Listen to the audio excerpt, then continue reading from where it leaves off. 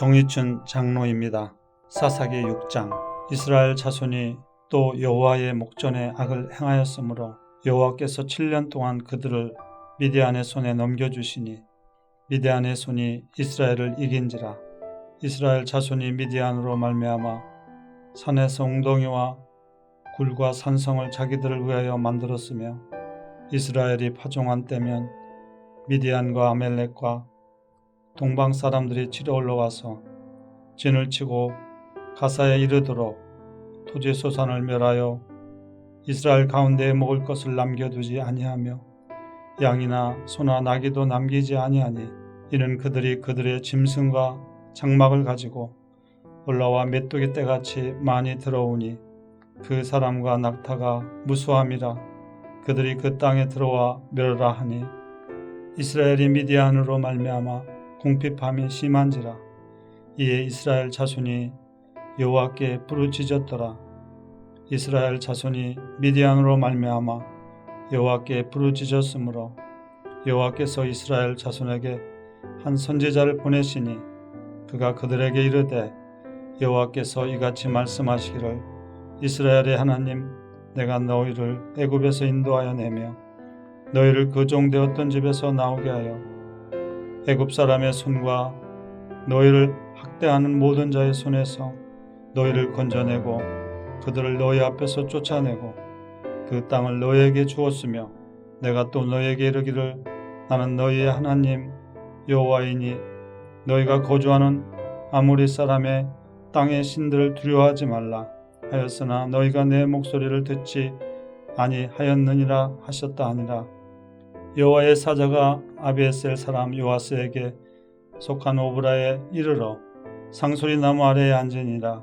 마침 요아스의 아들 기드온이 미드안 사람에게 알리지 아니하려 하여 밀을 포도주 틀에서 타작하더니 여호와의 사자가 기드온에게 나타나 이르되 큰 용사여 여호와께서 너와 함께 계시도다 하매 기드온이 그에게 대답하되 오 나의 주여 여호와께서 우리와 함께 계시면 어찌하여 이 모든 일이 우리에게 일어났나이까. 또 우리 조상들이 일찍이 우리에게 이르기를 여호와께서 우리를 애굽에서 올라오게 하신 것이 아니냐 한 그 모든 이적이 어디 있나이까. 이제 여호와께서 우리를 버리사 미디안의 손에 우리를 넘겨주셨나이다 하니 여호와께서 그를 향하여 이르시되 너는 가서 이 너의 힘으로 이스라엘을 미디안의 손에서 구원하라. 내가 너를 보낸 것이 아니냐 하시니라. 그러나 기드온이 그에게 대답하되 오 주여 내가 무엇으로 이스라엘을 구원하리이까.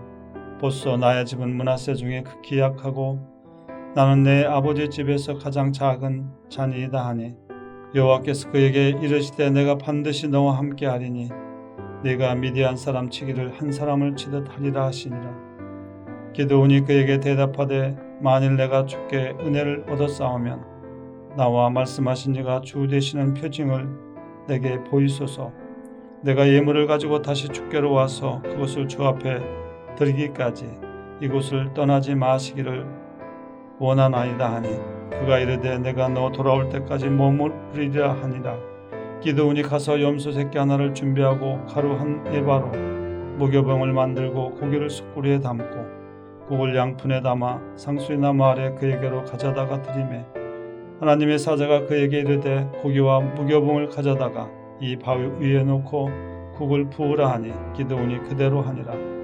여호와의 사자가 손에 잡은 지팡이 끝을 내밀어 고기와 무교병에 대니 불이 바위에서 나와 고기와 무교병을 살랐고 여호와의 사자는 떠나서 보이지 아니한지라.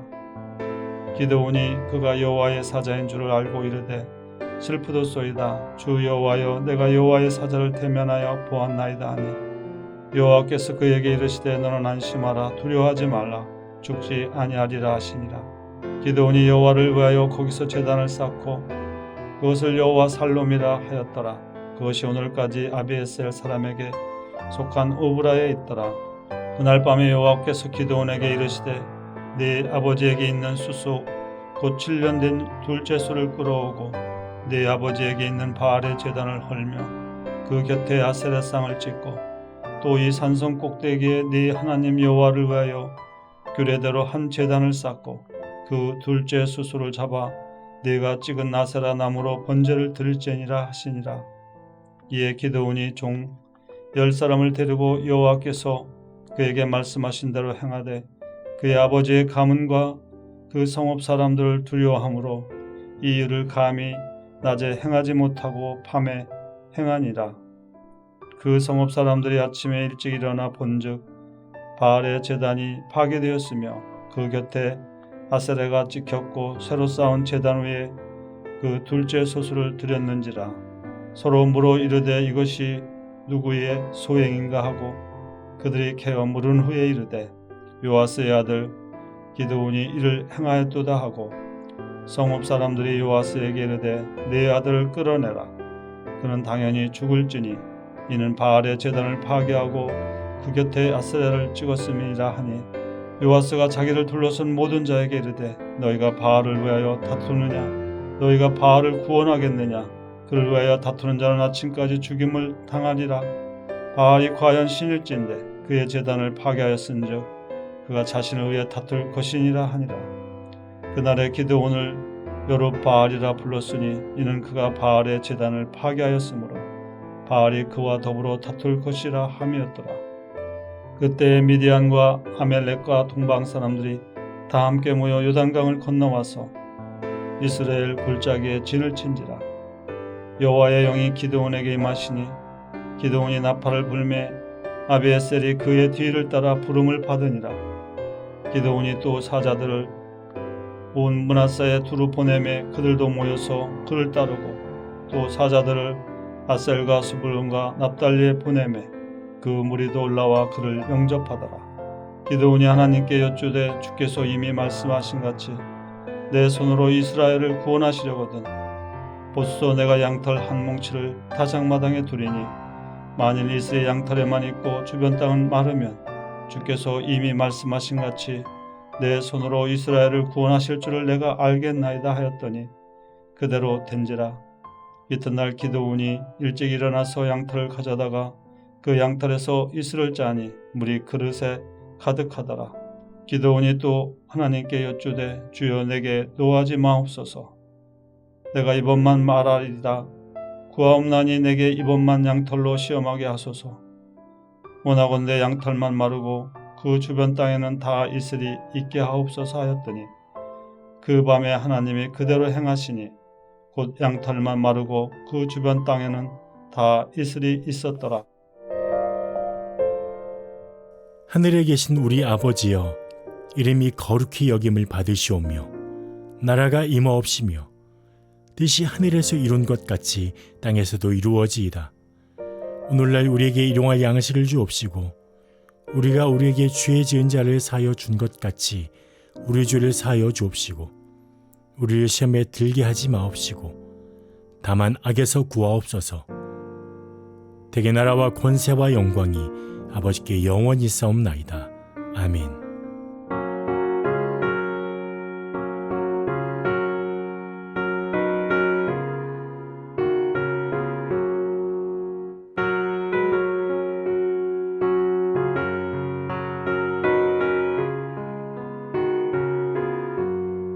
주의 말씀 받은 그날 참 기쁘고 복되도다.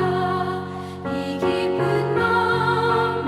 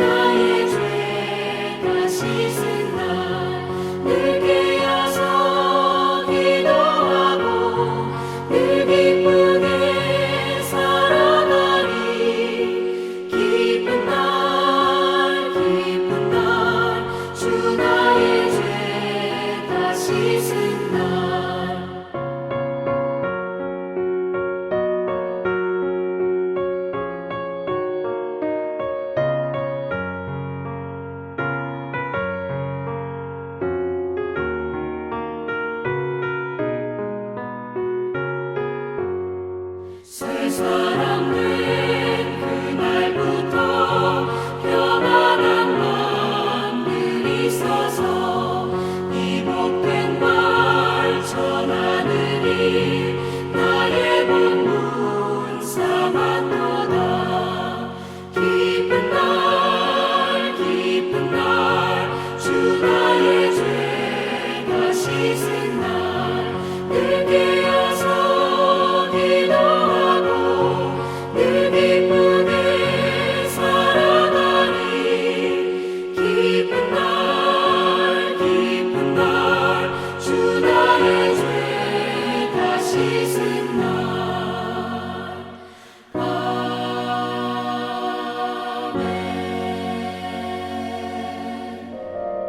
사랑하는 성도 여러분, 오늘도 하나님의 특별한 은혜와 평강이 여러분과 함께하기를 바랍니다.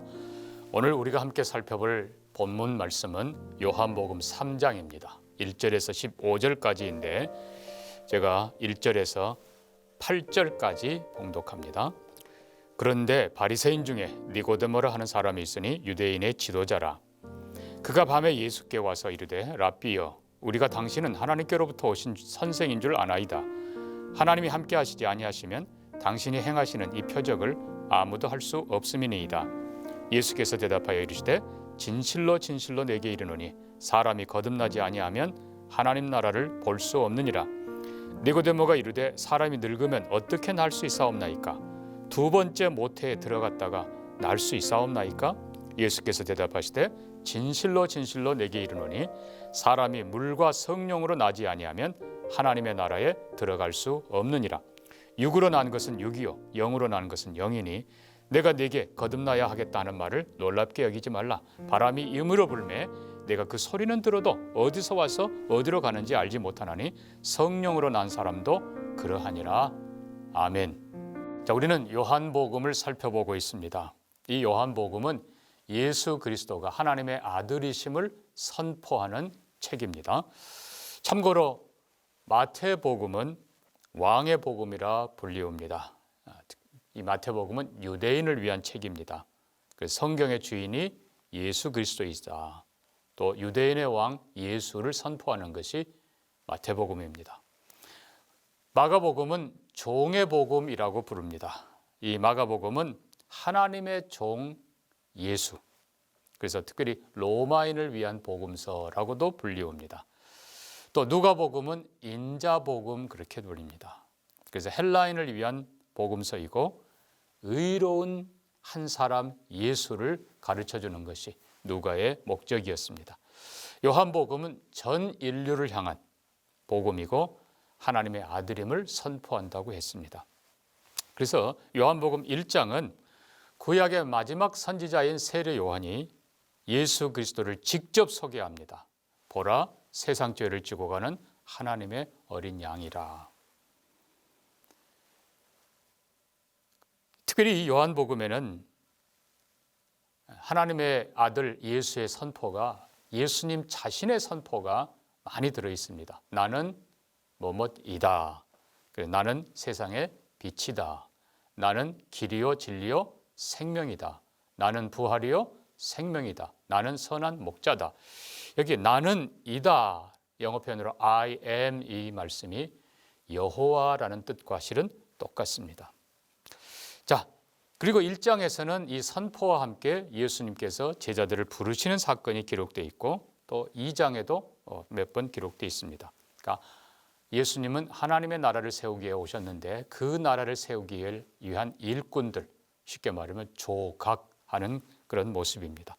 자, 이제 3장 전반부에서는 유명한 공회원 니고데모가 예수님을 직접 찾아와 질문하는 내용이 들어있고요. 그리고 후반에는 예수님이 이 땅에 오신 목적을 선포하는 것이 기록되어 있습니다. 굉장히 중요한 장입니다. 자, 우리는 본문에서 바리새인 중에 니고데모라 하는 사람을 보게 됩니다. 니고데모라는 이름 뜻은 정복자란 뜻입니다. conqueror. 그냥 단순한 빅터, 승리자를 넘어서서 완전 정복자라. 그러니까 이름이 실은 대단한 뜻입니다. 그런데 이 사람은 그의 이름만큼이나 정말 대단한 사람입니다. 유대인의 지도자입니다. 공회원입니다. 그리고 율법에 나름 정통한 바리새인입니다. 또 남을 가르치는 교사라고 되어 있습니다. 대단한 사람이죠. 그런데 놀랍게도 이 사람이 밤중에 예수를 찾아와서 묻습니다. 그리고 확인합니다. 랍비여, 당신은 하나님께로부터 온 선생인 줄 내가 아나이다. 당신이 행하는 그 표적 때문에 내가 더욱 그렇게 믿습니다. 라는 표현이죠. 그 표적을 아무도 할 수 없다고 말합니다. 자, 우리는 이 니고데모의 모습을 보면서 우선 니고데모는 예수님의 가르치심이 일반 즉 바리새인들 자신들과 다르게 탁월하다는 것을 한편으로 인정한 겁니다. 랍비어라고 불렀어요. 랍비라는 말은 선생이란 말입니다. 스승이란 말입니다. 그러니까 이 니고데모 대단한 사람이 어떻게 보면 이제 갓 30 조금밖에 안 넘은 예수를 향해서 랍비어라고 부른 사실 자체가 대단한 겁니다. 그런데 여기 결정적인 것은 역시 니고데모는 유대인입니다. 유대인들은 표적을 구한다고 했습니다. 당신이 행한 그 표적을 하나님이 함께하지 않고는 아무도 할 수 없습니다. 그렇습니다, 여러분. 유대인에게는 예수님께서 표적을 보이십니다. 우리가 아는 대로 바로 요한복음 2장 앞장에 가나의 혼인잔치에서 예수님이 물로 포도주를 만드십니다. 그것도 그냥 조금이 아니라 최고의 포도주를 어마어마하게 만드시고 놀랍게 역사하십니다. 뿐만 아니라 2장 23절도 보면 6월절에 예수께서 예루살렘에 계시니 많은 사람이 그의 행하시는 표적을 보고 그의 이름을 믿었다. 요한복음에는 그 부분이 생략됐습니다마는 마태, 마가, 누가 이 공관복음에는 예수님 산상수훈 선포하신 직후에 나병 환자를 고치신 것이 기록됩니다. 또 중풍병자 고치신 것이 기록됩니다. 또 열병으로 고통당하던 베드로 장모를 고치신 것이 기록됩니다. 그뿐만 아니라 많은 표적들이 이적들이 사실 예수님 사역의 초반에 막 이루어진 것을 우리는 알고 있습니다. 자, 중요한 것은 이런 예수님의 표적들이 하나님이 함께하지 않으면 할 수 없다. 그거는 맞는 것입니다. 자, 중요한 것은 유대인들은 선지자, 하나님의 말씀을 선포한 선지자가 그 말씀이 그대로 이루어지고 표적이 일어나지 않으면 그 선지자를 무시했습니다. 아니면 거짓 선지자로 낙인을 찍어버렸던 겁니다. 그래서 실은 요나도 니느웨 성에 하나님 명령대로 결국은 가서 당신들이 회개하지 않으면 이 성이 무너집니다. 분명히 선포를 했는데 요나는 그 말씀이 그대로 이루어진다고 생각하고 언덕 위에 올라가 햇빛을 가리는 간단한 초막을 지어놓고 니느웨 성이 어떻게 무너지는가 보자 내다보고 있었던 겁니다. 결국은 하나님께서 멸망시키지 않습니다. 그때 요나가 하나님을 향해서 화를 냅니다. 하나님, 그렇게 한다고 하지 않았습니까? 또 다른 편으로 하면 그럼 나는 뭐가 됩니까? 그러나 여러분 중요한 것은 하나님께서는 멸망이 아니라 구원하기를 원하십니다. 더 중요한 것, 요나는 니느웨 성이 멸망하는 자기의 말이 하나님의 말씀 성취된 것을 보지 못했습니다. 그러나 예수님은 요나를 더 큰 표적으로 인정하십니다. 요나가 밤낮 사흘을 물고기 뱃속에 있었던 것처럼 인자도 그러하리라. 요나의 그 고난이, 하나님이 주신 그 고난이 예수 그리스도가 죽으시고 무덤에 내려가시고 그리고 사흘 만에 다시 일어난 예수 그리스도의 죽음과 부활을 향한 대단한 표징으로 요나를 삼으셨던 것입니다. 자, 여기서 우리가 기억해야 될 것이 있습니다. 여러분, 정말 최고의 이적이 뭡니까? 물론 우리가 복음서에 성경에 기록된 대로 중풍병이 낫기도 하고 나병이 낫기도 하고 귀신이 쫓겨나가기도 하고, 그러나 결론이 뭡니까? 결론이 예수 그리스도를 믿고 변화되는 것입니다. 결국은 이 니고데모가 구원의 도리를 몰랐던, 어떻게 보면 성경을 겉으로만 알았던, 율법으로만 알았던 니고데모가 예수 그리스도를 바로 만나고 하나님 나라를 알게 되고 영생이 무엇인가를 알게 되고 그리고 후에 예수 그리스도를 위해서 그가 헌신하는 모습을 봅니다. 여러분, 최고의 변화는 우리 자신입니다. 우리가 어떻게 믿음의 사람이 되었고 그 믿음이 우리 삶 속에 어떻게 드러나는가, 이것이 실은 최고의 증거인 것입니다. 그래서 우리가 요한복음을 조금 더 읽어보면요, 요한복음 7장에 가면은 47절에 바리새인들이 사람들을 시켜서 예수를 잡아오라 했습니다. 그런데 잡아오지 않는 거예요. 너희도 미혹되었느냐. 나무랄 때 그때의 49절 이하에 보면 바리새인들이 말합니다. 율법을 알지 못하는 이 무리는 저주를 받은 자로다. 그 중에 한 사람 곧 전에 예수께 왔던 니고데모가 저희에게 말하되 우리 율법은 사람의 말을 듣고 그 행한 것을 알기 전에 판결하느냐. 오히려 그들을 책망합니다. 그때 또 그들이 말합니다. 갈릴리에서는 선지자가 나지 못하느니라. 그러니까 니고데모가 동료 바리새인들을 책망합니다. 갈릴리에서 선지자가 나오지 못한다. 사실 성경에 나온 얘기도 아니에요. 자기들이 그냥 무시하는 것뿐입니다.